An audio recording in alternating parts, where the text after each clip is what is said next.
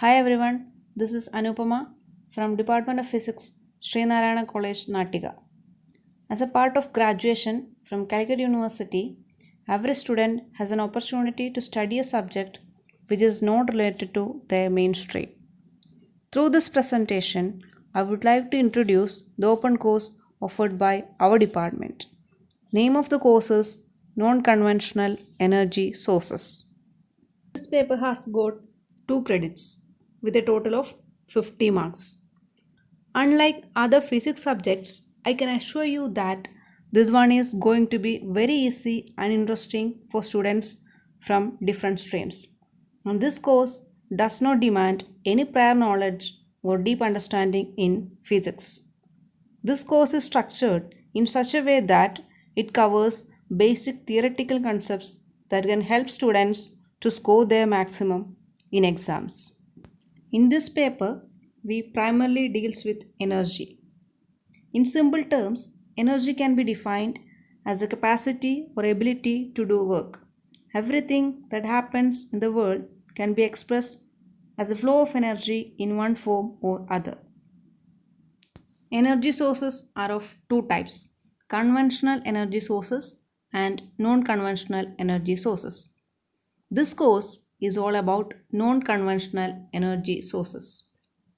Conventional energy sources are traditional and non-renewable sources of energy. For example, petroleum, natural gas, firewood, etc. The problem with conventional energy sources is that they are non-renewable and very limited when we consider a large time frame of 1 or 2 centuries. Here comes the importance of non conventional energy sources, which are recently developed, renewable, abundant, eco friendly, and non polluting. Now, let me give you a quick tour through the syllabus. The course consists of 4 units. Unit 1 is about solar energy, the most important non conventional source of energy. In this unit, we will study about basic concepts of solar radiation or solar energy. How we can measure solar energy, how we can collect solar energy, and basic applications. Then Unit 2. Unit 2 deals with wind energy and its principles, basic components and conversion systems of wind energy, applications of wind energy, etc. Our third unit deals with two types of energies: sources of geothermal energy, advantages, disadvantages, and applications of geothermal energy. The second part of this unit deals with energy from biomass, its introduction, and methods of obtaining energy from biomass.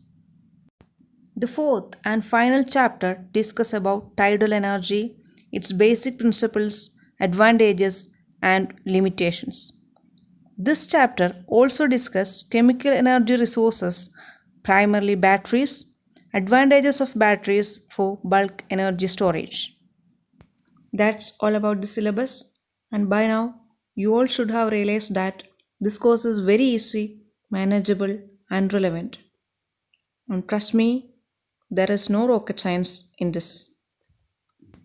Considering the exponential rise in population, along with the supply and demand mismatch of conventional energy sources, non conventional energy sources are going to be the next hot subject with special reference to Indian conditions.